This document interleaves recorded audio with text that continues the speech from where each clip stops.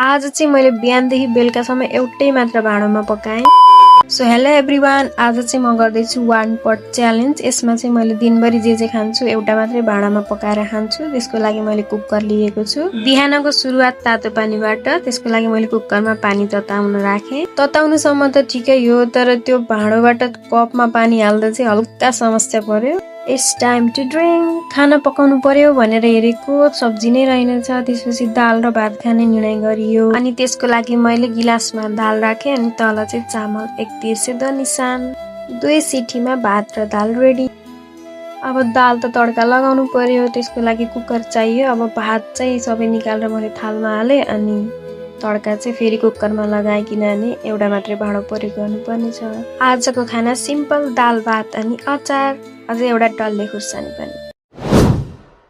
गाउँबाट ल्याएको अर्ग्यानिक मकै रहेछ। अब यसलाई चाहिँ भुटेर खाने भनेर दिउँसो चाहिँ मैले कुकरमै मकै भुट्न लागेँ।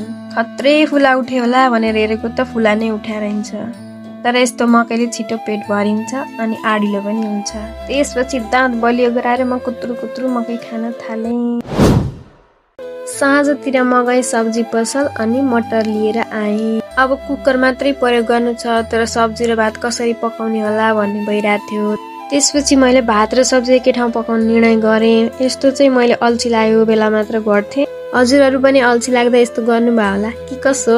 सब्जी भुटेर मसलाहरू हालेर अनि चामल राखेर मैले चाहिँ सिटी लाउन छोडिदिएँ। अनि 2 सिटी पछि मेरो खाना रेडी। Looks delicious. देख्यो मायालु, म तिमीलाई एउटै भाँडामा पकाएर पनि खाना खुलाउन सक्छु है, तर खानेकुरा चाहिँ किनेर ल्याउनु पर्यो।